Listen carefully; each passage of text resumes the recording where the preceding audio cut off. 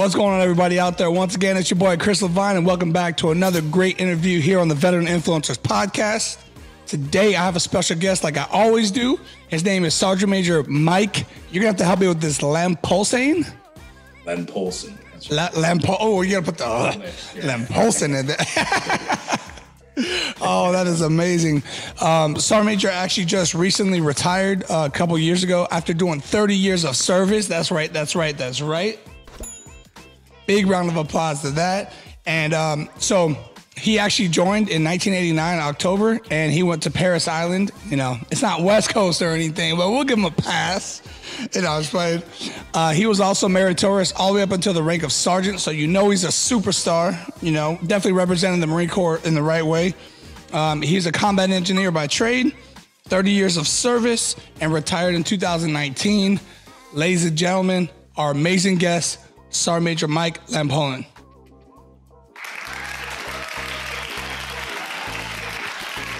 I've never had the hand clap like that before, so I'm pumped, man. This is awesome. Hey, thanks, Chris. It's great to be here with you. I mean, let me just say this. It's an absolute honor to be here with you right now. And I can't think of a better place I'd rather be than right here, right now, with a brother from another mother. A highly motivated, truly dedicated, hard-charging shock troop devil dogs. You know, so that's great to be here. Okay, as you said, I've been retired for about a year and a half. And anytime I can be around Marines, it always feels good. I get goosebumps just thinking about it. So I miss the active duty, being around warriors, being around Marines, being around dedicators. And it's good to be back and then to talk to you about, my experience after retirement and during the Marine Corps. So. Absolutely. I'm definitely looking forward to it. And with that introduction, I gotta have to step my motivation game up because you were definitely on point with that. I love it. Man, I can't wait for it. I'm so excited. It's from the heart. Absolutely. Well, I can see by your background, you still got the moto stuff back there, you know. Yeah, it looks like you still live and breathe the Marine Corps way. You know, hoorah. Hoorah, hoorah. I hate, I try to put up as much as I can, but, the general of the house, you say, hey, you can only put about 20% of your stuff. Half of the other stuff is still in storage. So, but it's all good. It's all good. I got to represent. Oh, man. I love it. And, just talking to you before the actual start of it, before I actually started it and hit record, we kind of went over a few things that you actually do now, but I want to start from the beginning. You know what I'm saying? I want to know what baby Mike's life was like. I want to know what it was like as Sergeant Major Mike as a little kid. What was it like growing up in Thailand? Yeah, I actually grew up at Paris Island back in 1775. Is that when your Marine Corps came alive? That's when I came alive, man. But no, yeah, I grew up in a small village. There was really no running water, no electricity, and we were just living day to day, living off the land. Had 5 brothers, 5 sisters, and we all grew up, working the rice paddies, taking the water buffaloes out to graze in the middle of the rice paddies, and you eat what you catch and you eat what you gather for the day. And every now and then we may raise enough money, collect enough money to go into the city, get on the bus for a 2-hour bus ride and go to the market and bring some special items back. But for the most time, man, we had candles, we had outhouses. Our house was on a stilt, and so you had the water buffalo underneath the house, so you get that nice aroma whenever you wake up and stuff like that. So in the morning, you gotta, like, if you're cooking breakfast, you gotta build your own fire, and it's just like the old days, man. And then when I came to the States back in 1980, I was about 11 years old with 5 of my brothers and sisters because our oldest was already in the States already. She sponsored us. Okay. Yeah, so growing up, young Mike was running around barefooted, running around the villages there, no running water or electricity. And then when I came to the States, man, I landed in West Virginia of all the places. So it was really same, but different. You know what I'm saying? Okay.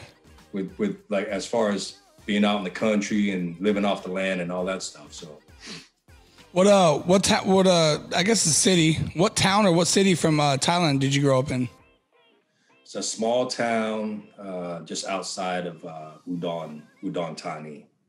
Okay. It's a 2-hour bus ride up into the villages, up in that little small village called Ban Nong Hua Ku. I would ask you how to spell that, but I'm probably going to mess that one up. I'm not even going to lie. I'm sorry. Yeah, I mean, it's spelled just like it sounds. Ban Nong Hua Ku. No, I'm just kidding. I got to Google that one later. I still have 2 brothers that are still in Thailand. And they're okay. And they never left? They never made it over. Just they had a bigger family and they were older, It's just two oldest are still there. So you said you had 5 brothers and sisters. Is that like 5 brothers, 5 sisters, or 5 total? 11 total. Yeah. I'm next to the youngest. I have a younger brother. Yeah. That's how we grew up, man. You get a big family. We needed all the helping hands to grew the rice and take care of the farm animals, That's a great point. And you know what's funny is I actually said, I tell people all the time, I'm like, I want to have like at least 15 kids. And they're like, how many do you have now? I was like, 1. Like, dude, you ain't getting no younger. I was like, you're going to have to find someone that's like 20. And every year you're going to have a kid. But I always looked at other people that had large families. And I like that kind of camaraderie. Like if you look at the, man, now I'm having a brain fart. What's the family's name again that does jujitsu? Like the Brazilian, but it's Gracie. The Gracie. Yes. Yeah, the Gracie family. So the Gracies have a huge family, and look how many of them were successful. That's right. And to me, that kind of having a large family and creating wealth helps to create like a spread out of generational wealth. So I like that. The family name, yeah.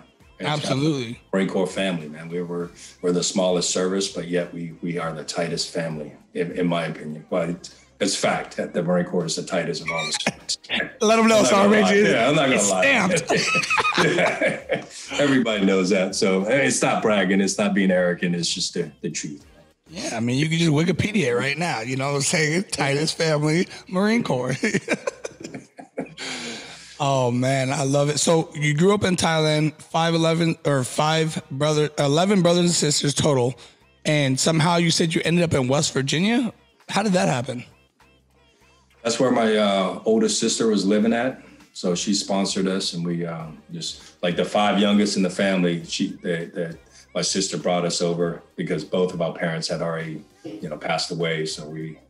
Oh man, I'm sorry to hear that. Yeah, all good, man. Appreciate it. But yeah, so we came and lived with our sister there in West Virginia, and then from there we just kind of went our separate ways, Okay, so did you play any sports growing up? Because I mean, you see, okay, let's go with start off with the stereotypical one, right? So for Thailand, you see a lot of these movies where all these Thai fighters are kicking bamboo trees, and obviously that's not always the case, but you see a lot of movies where people from Thailand are playing soccer. Or playing like some version of like cricket or baseball. Like, did any of those type of sports happen when you were growing up, or did you play any sports coming up? Yeah, in Thailand, we really didn't have the opportunity. Our village didn't have a soccer team or a basketball team or the other sports team just because they couldn't afford it. But when I came to the States, I definitely played it all. It's like, look, man, I got to take advantage of every opportunity I got. Yeah. No, I had fun. I enjoy basketball, soccer, football, a little bit of baseball, but I kind of outgrew the baseball thing. But I played pretty much, I played more soccer in the Marine Corps than I did outside the Marine Corps, soccer and basketball.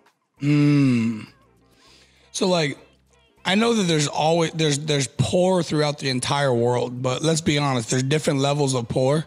There's different levels of poverty. So, you hear the saying that people talk about, yeah, I'm poor, but I'm American poor. How do you for somebody that's went through the stages of poverty in Thailand, because I've been to Thailand, I've seen like certain parts of Thailand. So I'm not gonna say I know everything about what you're talking about, because obviously you grew up in a different time than me. How do you give somebody a different perspective coming from that level of poverty to try to explain and let people know how great they actually have it? I don't know if I would consider it poverty or poor. We were poor in that we didn't have, we didn't have money, we didn't have cars, and we didn't have fancy stuff, but we were happy. Right? Okay. It was a simple life. We went to school. You got up and you had to work hard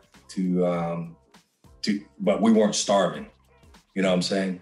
So I guess the way I can compare it is like when I did a tour in Afghanistan back in 2008 and 2009, where you were going through Helmand Province, and you see how that the villages, all their huts were made out of mud and all that stuff. They didn't really have any running water or electricity neither that I saw. You know what I mean? So it's similar to that, but Thailand being a tropical climate, there's always all kinds of fruits and vegetables that you grow your own, and you go out and you can go out in the jungle and find food and stuff like that. So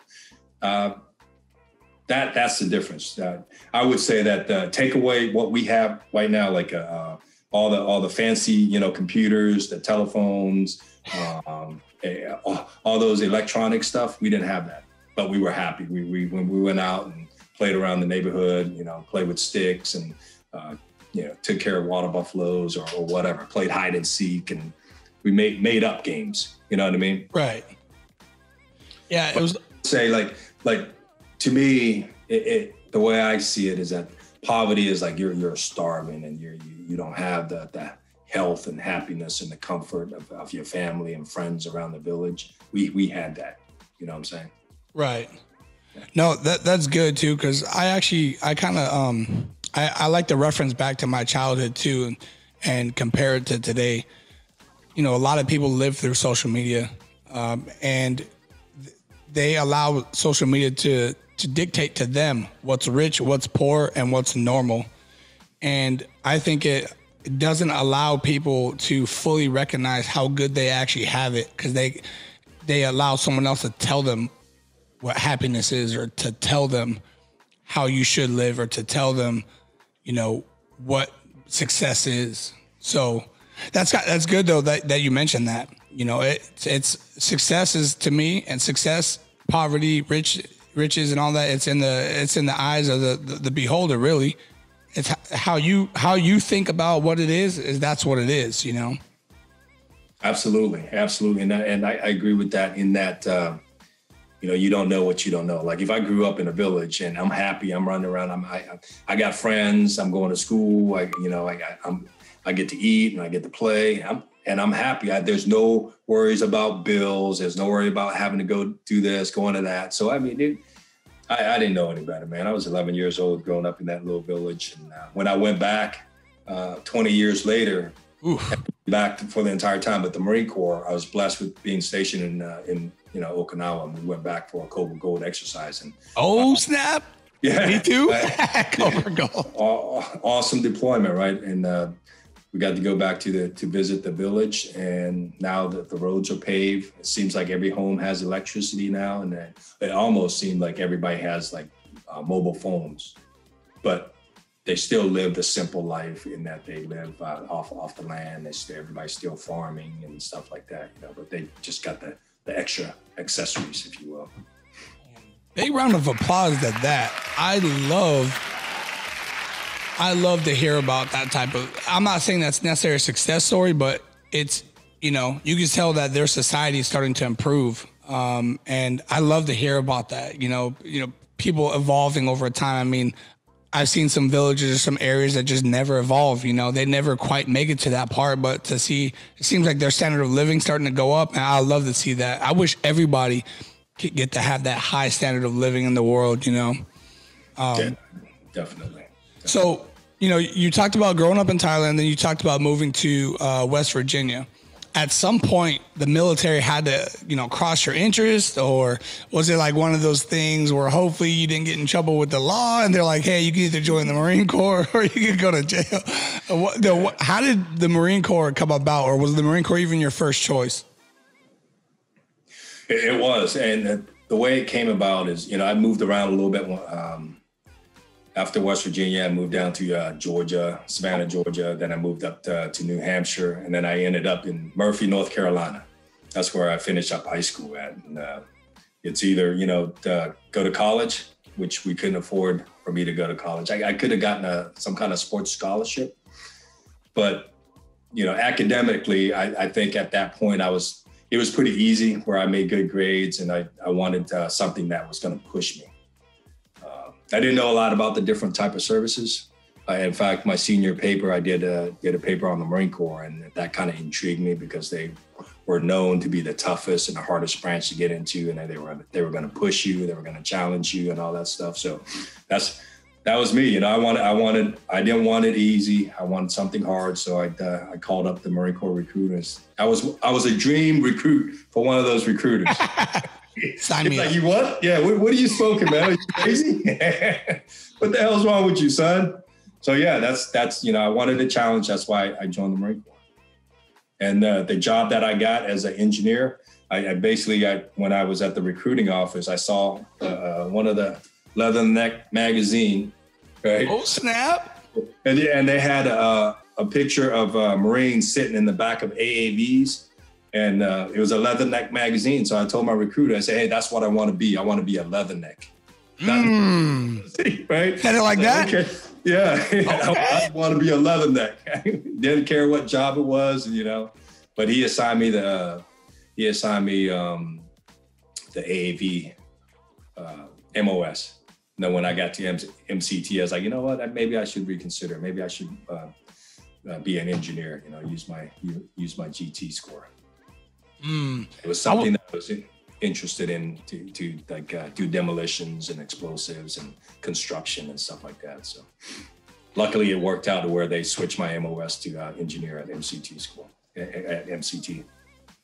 Did you have to finish like a certain percentage in your grade in your class? To get right. No, at that point I think they were pretty, it was combat arms. So, they were just at that stage in your schooling to where you can switch, where you finally finalize, okay, which combat arms MOS do you specifically want? Okay, now that makes sense. And I will say this, when I was on the depot, that was really the first time I had an opportunity to work with so many different MOSs, because obviously I went from my MOS, with, and around, mostly air wing personnel. I did do sergeant's course, but I guess that was really the first time. But being on the drill fields where I was able to really get close with so many different MOSs, and I knew a few different combat engineers. And you always hear the term dumb grunt, or or I'm just a guy that just blows stuff up. Nah. Yeah. See, you're not tricking me. All right, y'all are some smart people. We consider ourselves the educated grunts, because you got to do the calculations for the demolitions. You got to come up with a plan on how to build structures and right plan and all that stuff. So, but I tell you something, the grunts that I've served with, they're super smart, man. Like the guys, right? Yeah, college degrees, man. And they want to be grunts. They want to be warriors. They want to be in the front line, not kicking doors down and stuff like that. So, and being a prior recruiter and being mid-crit sergeant major, we had a limited number of O3 spaces, and it was surprising to see that a majority of young men and women want to come and become O3s. I think it's a little bit more aviation wise. I don't know if there's a split, but I think a lot of people, when they think of military, they think infantry. If we're just talking about off the bat, because a lot of people don't even know that the Marine Corps have helicopters, have airplanes. They thought it was just the Air Force, right? Because they think the Air Force has airplanes, the Navy has boats, the Marine Corps is on the ground. And then the same thing with the Army. The Army has tanks or on the ground. I think that's the most general, stereotypical idea of each branch. And that's fact, man. That's fact. A lot of the civilians don't know what we do, and the best way I can explain it to them is that I think Admiral Stark said it best on how he described the different services. Mm-hmm. You heard this? I have not. He was a former president of the Naval War College, right? And he described the services as breeds of dogs. He said the Air Force kind of reminds him of a French poodle. Right? With the little tail up, Yeah. Well, the in the handbag. Yeah, they always look good. They're a little bit pampered. Then they always fly first class. But don't forget, the poodle was bred for hunting. So in a fight, they're very dangerous, he said. Facts. Yeah. And then the Army is kind of like a Saint Bernard, right? Because they're big and heavy. Sometimes they're a bit clumsy, right? But they have a lot of stamina and they're very powerful. So you want them for the long haul, he said. Yeah. And then the Navy is kind of like a golden retriever. Okay. Because the kids love them, right? They like to have long hair. They like the water, and they like to go for a long period of time, right? And then the Marine Corps, he said, he described as two breeds. They're either Rottweilers or Doberman Pinschers, because Marines come in two varieties, right? They're either big and mean or skinny and mean, right? Either way, we're mean. Really, really short hair, and they always go for the throat. That's how he described the different services. I like that.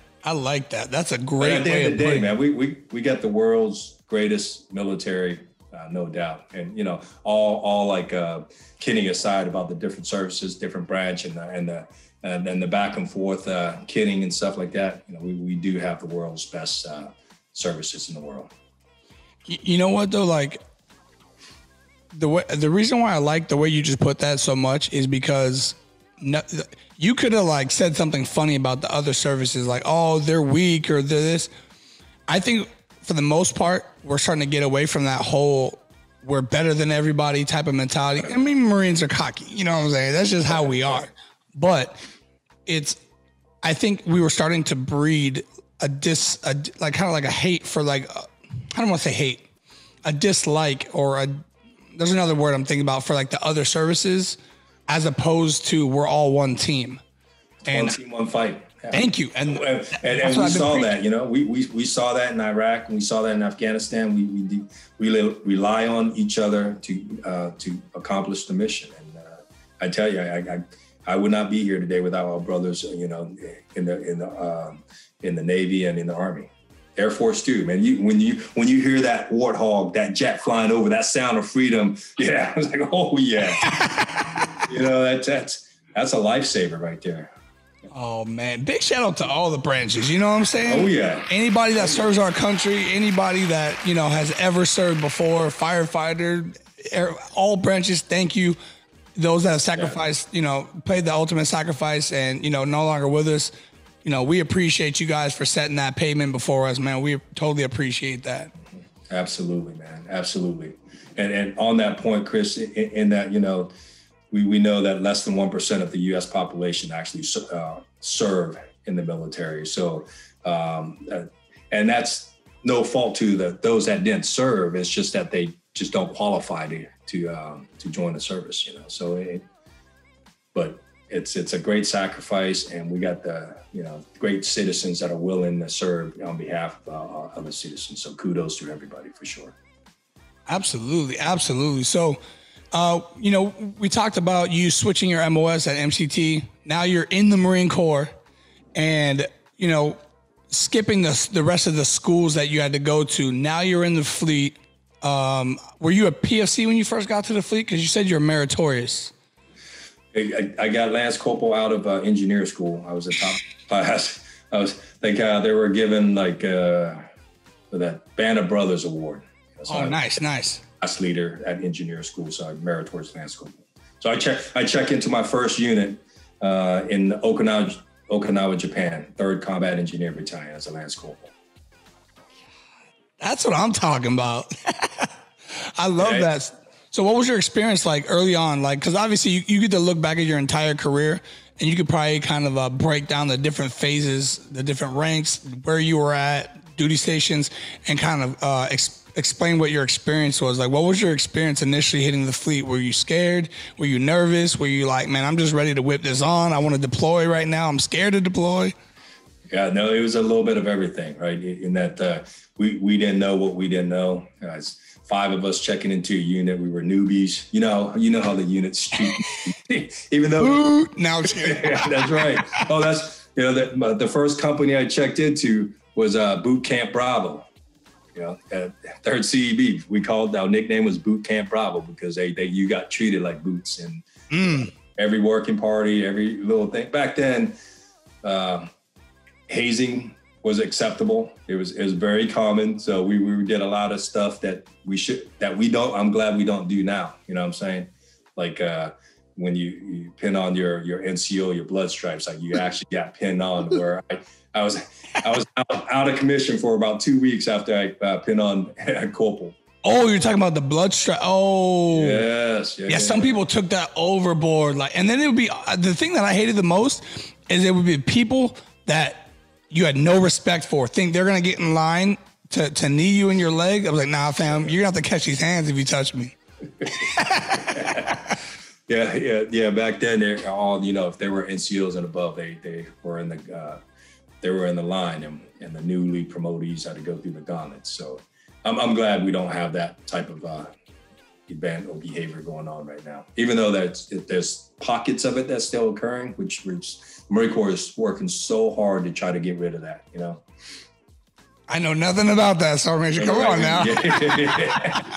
Yeah. But yeah, so I had the opportunity to deploy to the Philippines when the volcano and the typhoon whipped through there. We were able to do some humanitarian assistance, disaster relief. What year was that? That was like 2010. 91. Okay, I'm off. Well, they had several volcanoes. Okay, I remember one later on. Yeah. The big one was in 2010 too, when I was, we went back again. But this time when the volcano erupted, and that's when it tore up all the bases and stations, the U.S. bases, and that's when we closed everything down in 92. That's when we moved out. So how did they recover from that? I'm about to say something I don't even. I'm trying to think of when a volcano erupts, right? Obviously, it comes down. Sometimes it creates new land, right? Or it creates new areas of. Yeah, this one here, there wasn't a lot of magma.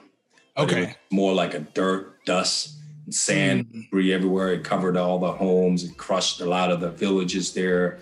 So we just went up and did a lot of help with the heavy equipment, cleaning up the roads to the villages, help them rebuild a little bit, build water wells and clean up the city and stuff like that. Okay. At that point, during that time, the contract with the Philippines and the U.S. for the bases were coming to a close. So they were deciding whether they were going to extend the contract or not. And I don't think they renewed it. So we had to shut the bases down in 92. Dang. Yeah, I remember when I was in the Philippines back in 2015, they were trying to decide whether they wanted us to come back. I'm sure it's an ongoing thing, whether they wanted us to come back. I don't want to get too deep into it, but whether they wanted us to come back or not. And I know you know what I'm talking about as well, but yes. I want to say we still do exercises out there. So, hopefully we still have a good working relationship with the Filipino people. So how long did it take you to pick up NCO from? So I know you said you checked in as a Lance Corporal. And I know you said you got meritorious through sergeant. So how long once you hit the fleet were you a corporal? And I know there were a lot of people mad too. It took me about a year. I was a Lance Corporal for about a year. What? Yeah. I growing up in the village, you had to fight for survival. Even though I said, hey, we were happy and all that stuff, but you learn to work hard. If you didn't work hard, you didn't eat. So I kind of we were kind of brought up that way. Right? You give 110% in everything that you do. You were taught that at boot camp, and I just kind of maintained that mentality and always kind of push myself and try to motivate and inspire the Marines around me to do so. I was blessed to have a good platoon sergeant, good guy that recognized the hard work. And I think it was under a year of being a Lance Corporal, I picked up meritorious corporal. Ooh, okay. So going from Lance Corporal to corporal, obviously sometimes when you pick up kind of fast, I think that's relatively fast. If you picked up Lance Corporal out of school, were you even 2 years in the Marine Corps at this point? No, I did. I went to boot camp in October, and I picked up Lance Corporal in March. So 6 months, I guess, under a year, I was a lance corporal. But I still had to earn my rank though, in that, because once you check into your new command, they don't care if you're a lance corporal. If you haven't been there 6 months, like you're a private. Yeah, if you ain't a salty lance coolie, man, you're a private or PFC, right? So same but different, man. Oh man, listen, that's true though. That is true. Yeah. Oh man, that's hilarious. So it took you about a year and a half. Yeah, about a year and a half to pick up corporal. And what about sergeant after that? So I know you said you're meritorious after that. How long did it take you from corporal to sergeant? About 2 years. Okay. Yeah. That's not terrible. No, it was still terrible in the sense that I was an engineer in a logistic command. Okay. I'd see my peers that I was working with. I was with a red patcher unit. Okay. Yep. Or 04s, they typically promote a little faster than the a lot faster. A lot faster. Yeah. So my cutting score was up in the 1900s, but the guys that I was working with and had the privilege to serve with, theirs were probably like in the 16s to pick up sergeants. So, to see them, yeah. So it kind of like, man, I know I'm capable and I'm qualified and I should be promoted, but you just MOS, right? So that's why you had to continue to work hard and it paid off. Like I was, not to brag, but NCO of the quarter a couple of times, NCO of the year a couple of times, one time, and then so. Okay. I had to fight for it, I had to fight for it. But I finally got meritorious sergeant right before I went to recruiter school. So what was so you picked up meritorious sergeant at about 3.5 years. Did you have a 5-year contract or 4? It was 5, right? I had a 4-year contract. Oh, all right. This is getting interesting. Let's see, 95. Actually, I didn't pick up until my 5th year. I didn't pick up that sergeant until the 5th year in the Marine Corps. Okay. It was 95. Okay. Yeah. So you had already re-enlisted then? Yes. Yeah. Okay. So even before picking up sergeant, what was like your whole deciding factor? What was your motivation to keep going? Did you already know you wanted to be a lifer? Did you already know that you wanted to do at least two terms?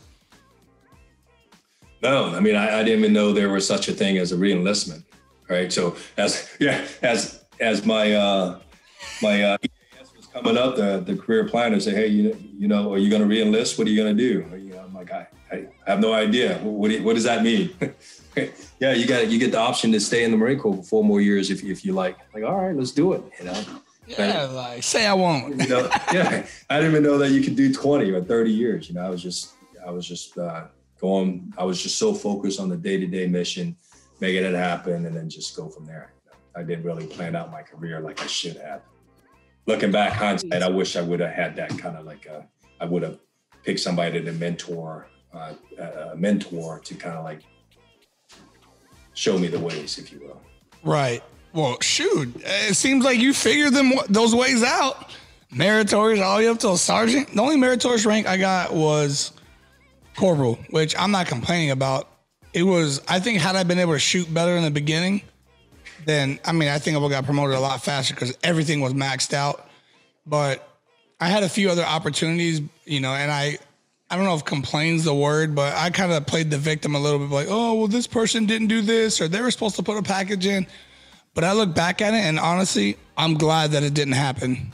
I'm glad it didn't happen. I missed some good opportunities to get promoted, and I'm glad it didn't happen because I think it helped me to understand what's more important. That helping people is more important than. I've never looked at my career as.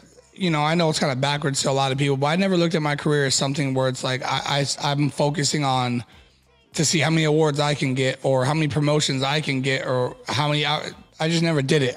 I always focused more on the Marines than I did my own self, and sometimes I wonder how I got promoted because of that. Because the majority of my focus was on the Marines. I can relate to that. In that I think it's in most of our DNA to consider that. In that, I I'm not thinking about the next rank, or even though you should be working at the level of the rank of one above your current rank. Right. Like, okay, what do I have to do to achieve that next rank? You know what I mean? I just focus on, hey, this is my mission. As long as I take care of the Marines, I work hard, stay dedicated, give 110% in everything you do, everything else is going to fall into place. If it doesn't, then it just means that you got to work harder. That was the mentality that I had. Had the same with you in that, you take care of the Marines around you, you take care of the mission, and everything else is going to fall into place. Absolutely. Absolutely. And I don't want to say it's luck, because I know you put in work and I know I put in work, but I think when people are very much humble and they don't really look at their successes as success, when everybody else is like, oh my God, you did this, you're like, yeah. But and you always, draw the conversation onto something else that kind of takes the attention off of you to focus attention onto somebody else.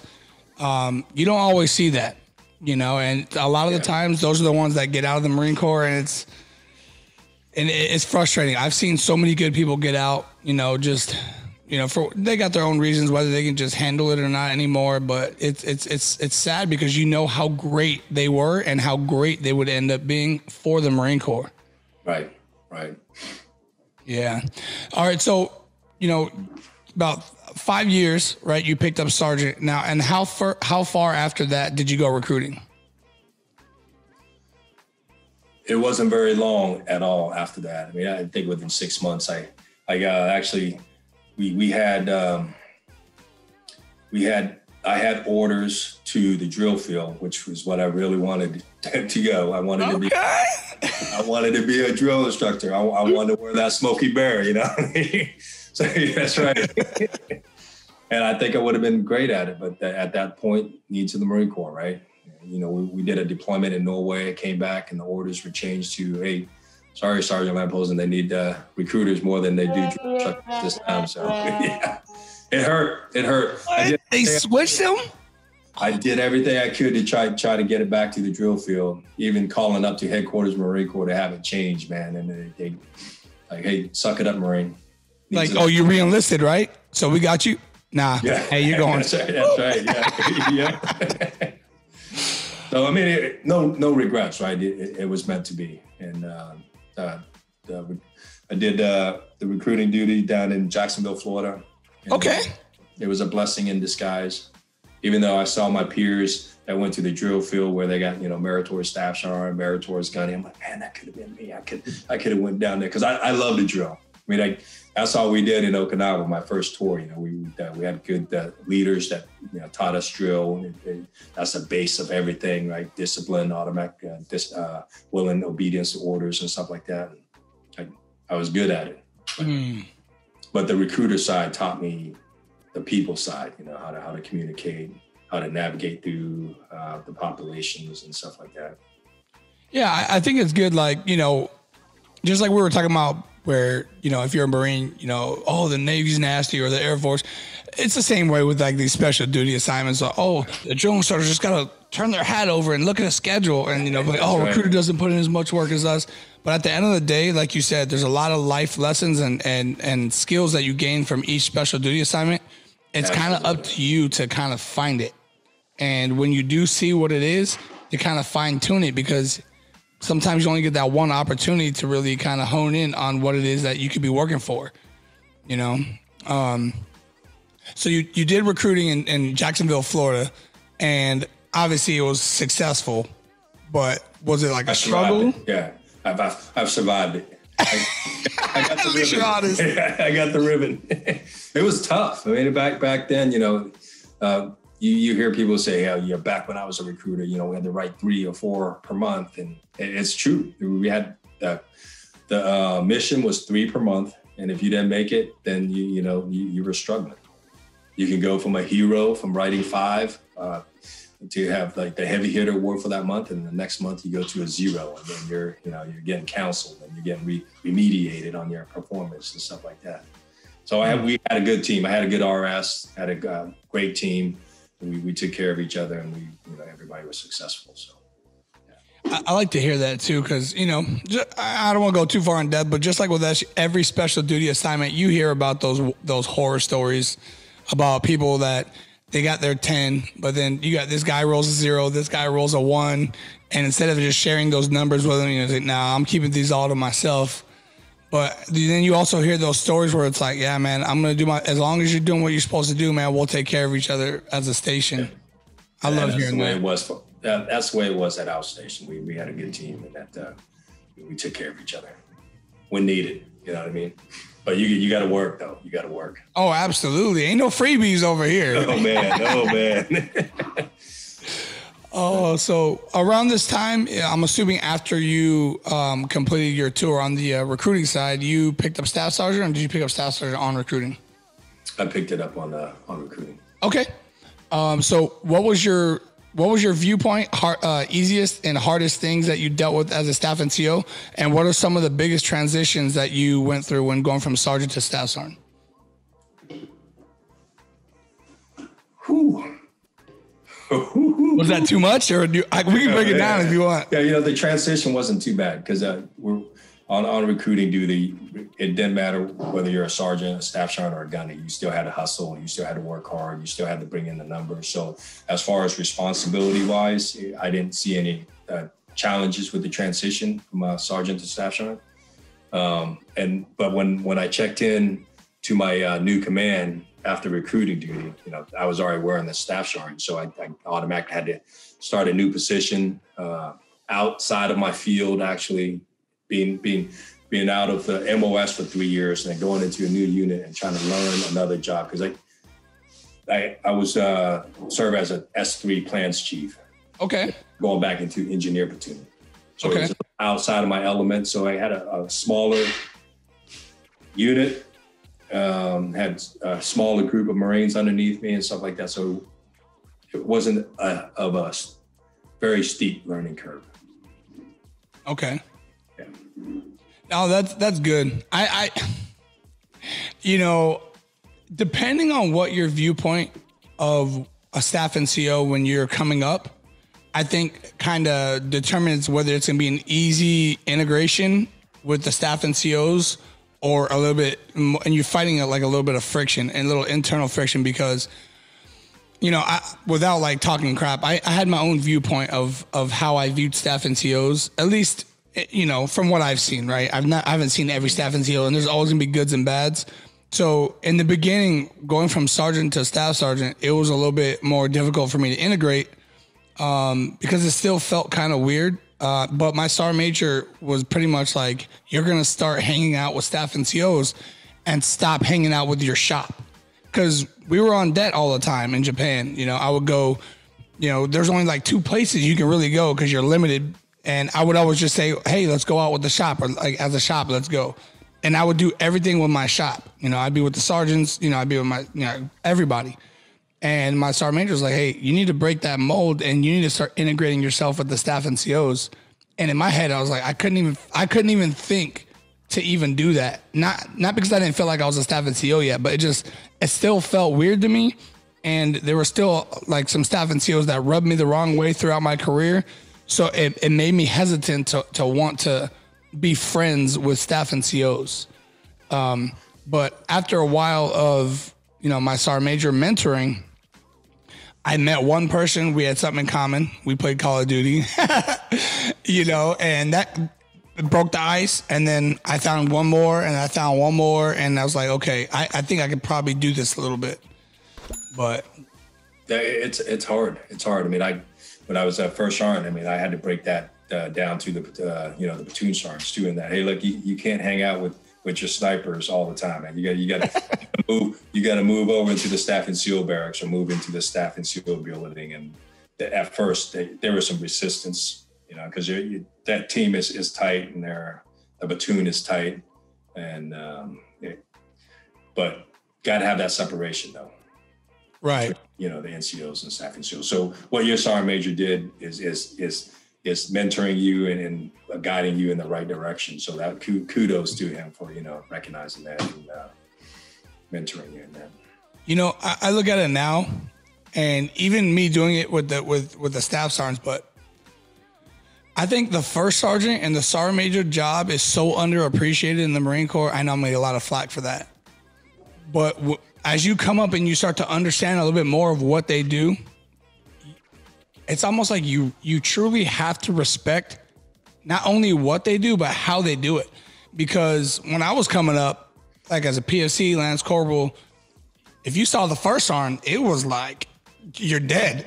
you got a DUI, you messed up. You know what I'm saying? You might as well go get your alphas on, because something's about to happen.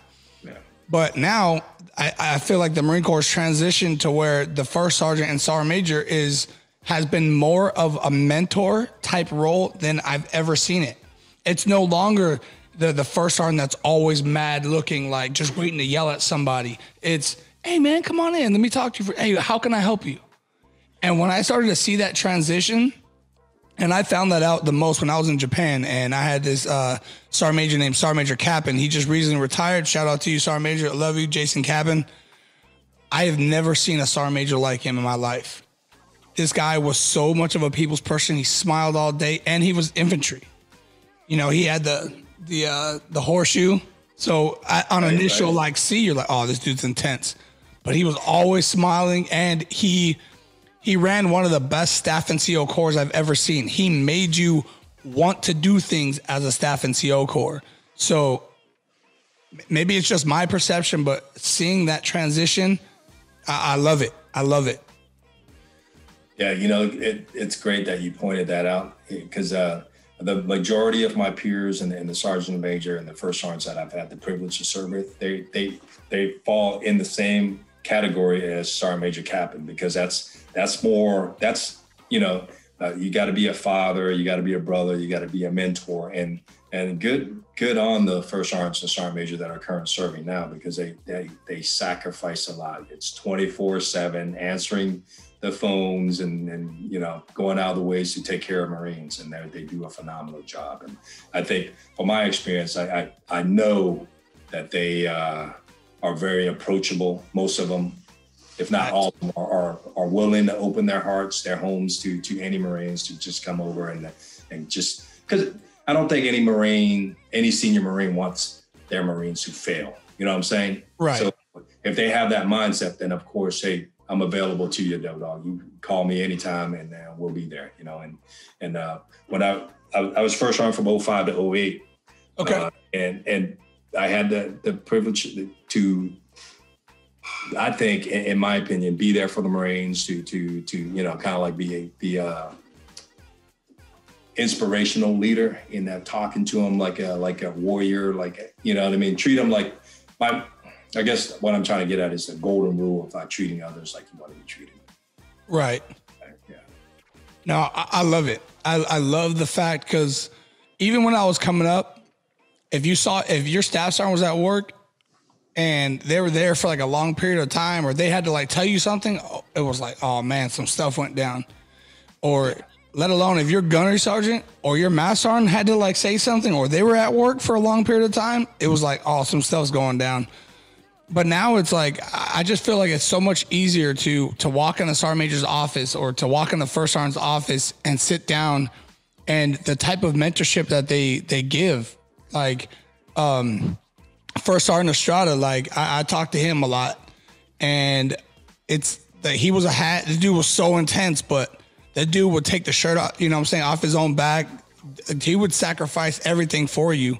So, and I've seen so many first sergeants and sergeant majors do that. And I just want to tell them like how underappreciated I think they are, and how much I appreciate the role that they play for us in the Marine Corps. So big shout out to you guys.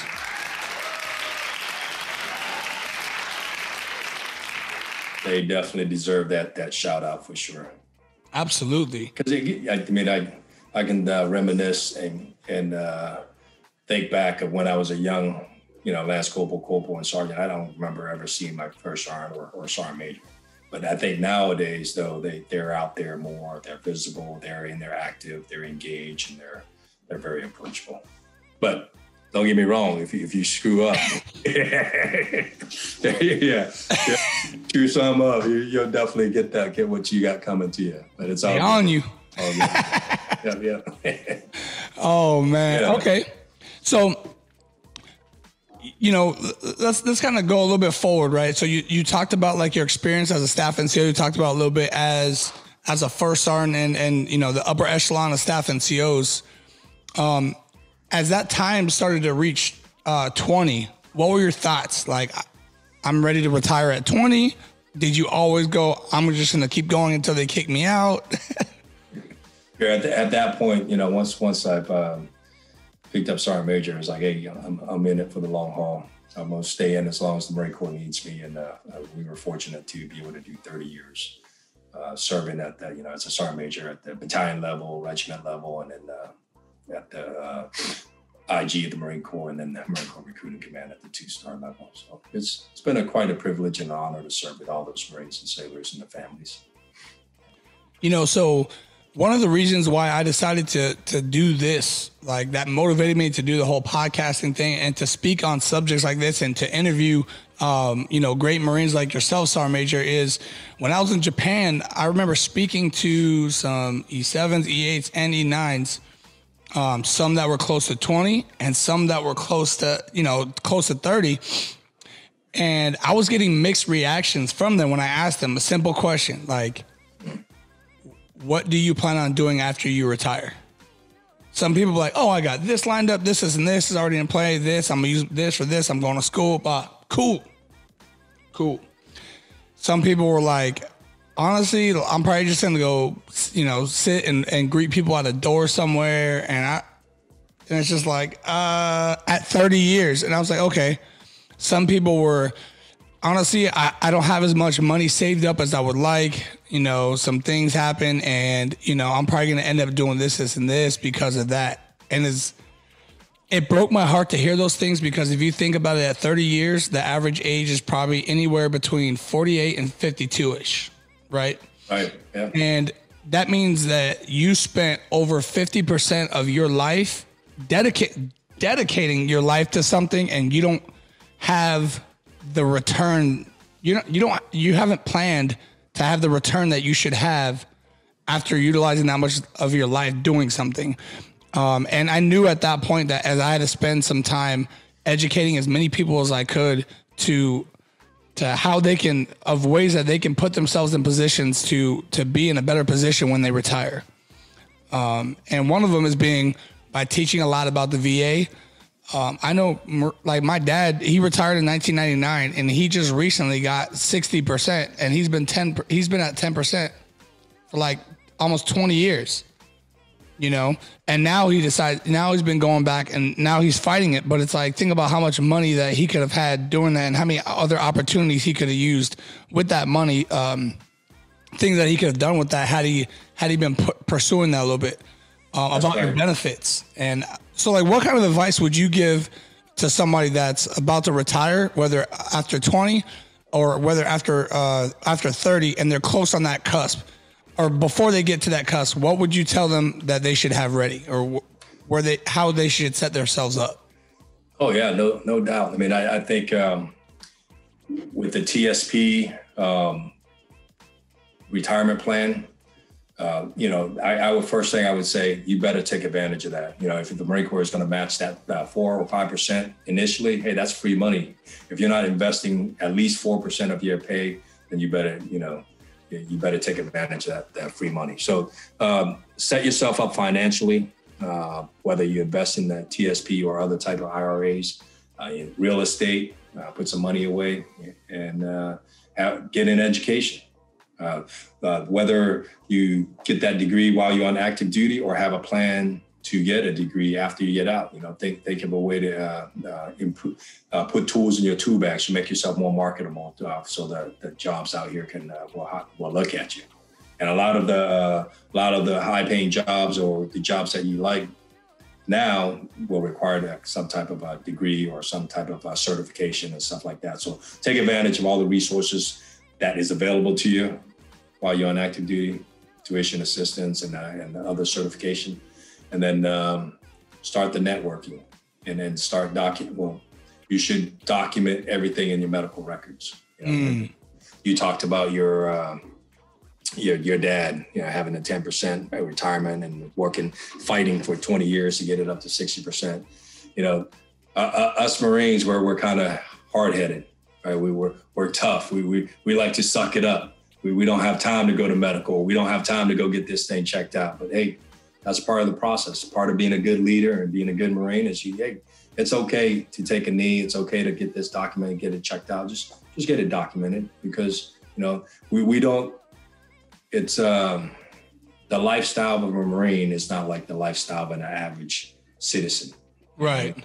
You're hiking, you're humping, you're running every day. You're doing pull-ups, push-ups, sit-ups, and you're climbing hills, and you're wearing all this combat gear and stuff like that. It takes a toll on your body. So I would encourage the Marines to think about that. Get your medical in order, get it documented, have you financially set, and think about college education or certification. I love it. I love it. And the way you described your career is definitely like, it gave me a great deal of imagery. Just knowing the things that I know from being in the military as well, it allowed me to kind of like picture what it was that you were talking about. And it kind of put me in those spaces while you were speaking about it. But, with every great thing that you do, it comes to an end. And obviously, like I said, you retired in 2019. And where I told you that some people just said that they were just going to do nothing. Some people said they were just going to greet at doors. Some people said they didn't really have much of a plan. You obviously had a plan. You waited a little while after you retired to do it. But right now you're involved in the what was it called again? The Warrior Scholar Project. Excuse me. Yeah. Warrior Scholar Project. Can you give us a little bit about that and like how you got started and why you even wanted to do something like that in the first place? Like what drew you into the Warrior Scholar Project? Yeah, absolutely. You talked a little bit about where everybody's at before retirement. Some of the Marines that have done 20 or 30 years, they set themselves up so good to where they don't have to work. They're just straight into retirement. So that's great. I would say that's a great example of, but a lot of my peers are in that boat where they've kind of like, listened to their mentors and they had things set aside and they planned. Some of them retired with master's degrees, with doctorates and stuff like that, where they can continue to pursue the work in other fields where they don't really have to work. But as far as transitioning, I was blessed. I wanted, after 30 years, you deserve to take a couple months off and just kind of reset and gather your thoughts and see where you want to go. And the way the Warrior Scholar Project came about was because I heard about it through a buddy of mine, where Doc Jesse Tossetti, who also works for the Warrior Scholar Project, and he's a director of outreach. Okay. And I served 2 tours together in Ramadi, and he was like, "Hey, Mike, you would be perfect for this organization. It's a national nonprofit. It's something that I knew that once I retired, I wanted to still be involved with the Marine Corps or with the veteran community. I wanted to give back to the community, give back to the enlisted veterans that sacrificed so much. And this organization did just that in helping transitioning service members and veterans to further their education, where we serve as a skill bridge.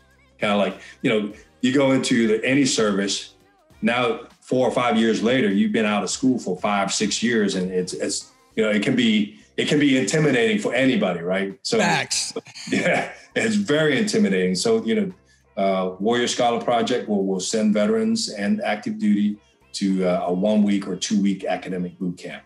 And we do this at top tier universities throughout the nation, like Georgetown, Princeton, Harvard, MIT, Notre Dame, just to name a few. But I mean, it helps them with their academically reading and writing, where they get one-on-one time with the professors there at those top tier schools. And it's all free for the veterans. So is it pretty much like a crash course on what you've missed, or kind of help you catch up type thing? It's a little bit of everything. It's very immersive. You actually get to live on campus, and you get taught by the professors, and they teach you like, I wish I would have known about this program when I was going, trying to get my degree, because I struggle with reading and writing is the biggest part of furthering your education. If you get the basic fundamentals of reading and writing, then you're going to be all set. We only not only do that in humanities program, but we also run the STEM program and also the business entrepreneurship program as well. Kind of like get them set up, build their confidence, get them in the network. Like some of the service members that went through our program are now attending, Syracuse University. They're admitted to Harvard. They're in Princeton. They're in Columbia University. These top Ivy League schools that our service members are attending, and they're succeeding. It helps them build that confidence to kind of get academic focus. It boosts their confidence, and it gets them set up for success. I love the fact that there are so many programs, and I, and probably yourself, couldn't name them all different ways of how there are a lot of people that are trying to help veterans nowadays. And I'm not saying it didn't happen before, but I just love to see it.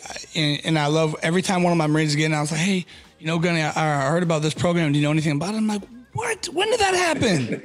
And it's just like, man, all these new programs of ways you can get cash back, money in your account for the, going to this class or getting a scholarship for this reason and all these things. And I love to see that there's a lot more people that are dedicated to seeing veterans succeed, and that there's so many, not only the veterans, but there's so many civilians that appreciate those that have served in the military.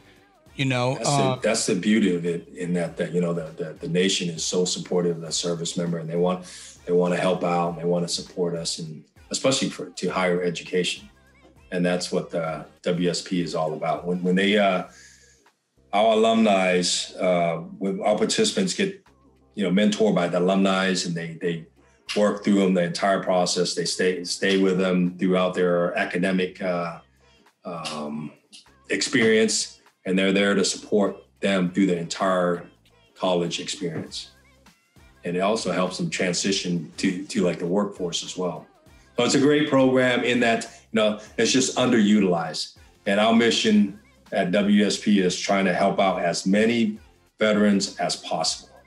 So that's why I appreciate, coming onto your show and then you getting the word out. And also it's really an honor to meet you, despite virtually, and then praising your work and your dedication, because it's very admirable.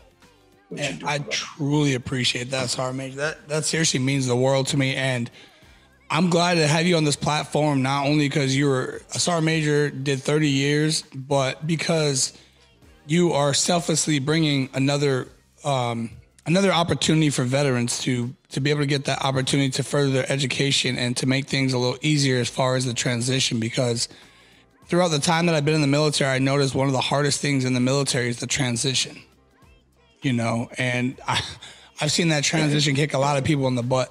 People call me, hey, I'm struggling. What can I do? I don't know if I can make it mentally. I'm warped. I can't, and I spent countless hours, as I'm sure you have, with people on the phone that just, they can't fathom how to survive outside of the military. And I'm glad there's people like you and your company that are bringing things to fruition to help these veterans out. Appreciate that. Like I said, it's a privilege. Your audience need to know that there are organizations, a lot of organizations that are there to support the veterans and the transitioning service members. Transitioning is tough, man. You don't, and to have that network, that support group to guide you through it is life-changing. So I would definitely, encourage your audience to check us out, warriorstaxscholar.org. Absolutely, Sergeant Major. And real quick, before we go on to where people can find you at, where, what's the website and where they can link to the Warrior Scholar Project, I wanted to put another addition to the show. Just like this is like quick little speed 5 questions. You can answer it as long as you want, but as soon as you get done with an answer, I'm going right into the next question because I don't want to give you too much time to think about it. But like I said, I'm not going to give you a question that's going to put you in any kind of jeopardy with how your answer is. This is all your personal experiences. So, all right. You down? You ready? Yeah, let's go. Right, here we go. What was the hardest part of the Marine Corps? Boot camp. What was the most satisfying? Boot camp. No, you did that. Can yeah, you can elaborate. Oh man, once when I got that, earned that Eagle Globe and Anchor, and I finally got the title, right? Earned that title. That was very rewarding. Knowing that you went through the hardest thing you will ever do in your life to earn the title Marine was phenomenal. What was most rewarding in my 30 years experience was to serve with the some of the finest warriors, some of the Americans' heroes, man. To have the opportunity to serve overseas in Iraq twice, in Afghanistan, and to see our Marines, our service member train and accomplish the mission like that, to see the hardship and experience what they did in combat, and to be able to continue to go through and accomplish the mission is really phenomenal. So that was rewarding to be able to be a part of that. I love it. So what was your biggest inspiration? Who was your biggest inspiration as far as persons that you serve with, that and who, like, of the famous Marine personnel, who inspired you the most? So what inspired you the most in the military? Who inspired you the most of people that and who inspired you of famous Marines? What inspired me the most, man, I think I kind of hit it on that last question, is that seeing the Marines do what they do in combat, in that environment, to go through and experience a K-kill, a traumatic event where an IED takes out a couple vehicles, and to see the Marines react and perform in that heroic manner. That is very inspirational. And the fact that we had to, even despite seeing the loss and the tragedy involving that event, Marines are still going to continue to do what they've trained to do and keep on fighting for another 6 or 7 months, and just fought through that whole entire deployment, right? So that's got to inspire you, and that's got to, that event, that opportunity kind of like sticks with you for your life. And the people that inspire me the most are those Marines that, even despite their injuries, whether it be double amputee above the knee or below the knee or other wounds and injuries, they're still thriving, right? Even after the Marine Corps, they're still thriving. They're still living life. They're still going out and doing the Paralympics and doing great things for our nation, and just like maintaining positive that positive mental attitude and continue to live is very inspirational. So, I mean, there's not one person, because there were so many Marines that fit that category. And if you could pick one, though, like just someone that you served with, you're like, this person inspired me. It doesn't have to be like on the large level. It could be, right, this person inspired me to go to PME. This person inspired me to be a recruiter. This person inspired me to do something. I got to mention Rob Jones. Okay. Jones, right? He, even though I didn't serve with him, he was a Marine that was in my unit, or our unit, the 3rd Battalion, 7th Marines. And a later time, though, I was there from 05 to 08. He went in 2010. He's a combat engineer, right? He was in Afghanistan, in Sangin Valley with Kilo Company 37, and was doing clearing roads or something like that, finding IEDs and bombs. He likes to joke around that one time the bomb found him first, so he stepped on the IED. He's a double amputee above the knee, right? So here's what is, Chris, you're not going to believe this. 2 years after he was injured, he is already riding a bicycle, a solo bicycle from Maine all the way to Camp Pendleton to raise money for veterans. Maine? Yeah, for over 5,000 miles, right, riding a bike. And then 2 years after that, he brought home the bronze medal at the Paralympics, right, in rowing. And then 2 years after that, that's not even the best part, man. The best part is 2 years after that, he ran 31 marathons in 31 days in 31 different cities, starting out in London, finishing up in Washington, D.C. You're joking. all just to raise money for wounded warriors and veterans, man.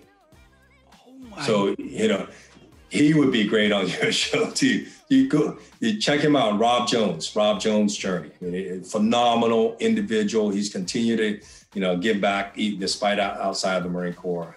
And it's still, he ran for Congress up in Virginia this year and still doing great things for the community. That is crazy. I love to hear these stories. Well, I mean, you know what I mean, but I love to hear these stories. But I mean, you can say the same thing about the other Marines that I've mentioned earlier, as far as, continue to thrive and give back to society despite their wounds and injuries. I mean, those are the type of individuals that I had the privilege to serve with over the years. But yeah, Rob Jones, man, you got to check him out. Love it. All right, we got 2 more. Oh, that's crazy. I love to hear that. And first of all, thank you for those connections, Sergeant. I definitely appreciate that. What was your favorite rank and why? Sergeant. Rank in the Marine Corps. You're still young, you're still kind of green, but the young Marines just look up to sergeants. Is in my mind, still the best rank in the Marine Corps, because you can still get away with some of the stuff. You know what I'm talking about. You can still get away with some of the stuff and not get hammered too hard. Once you picked up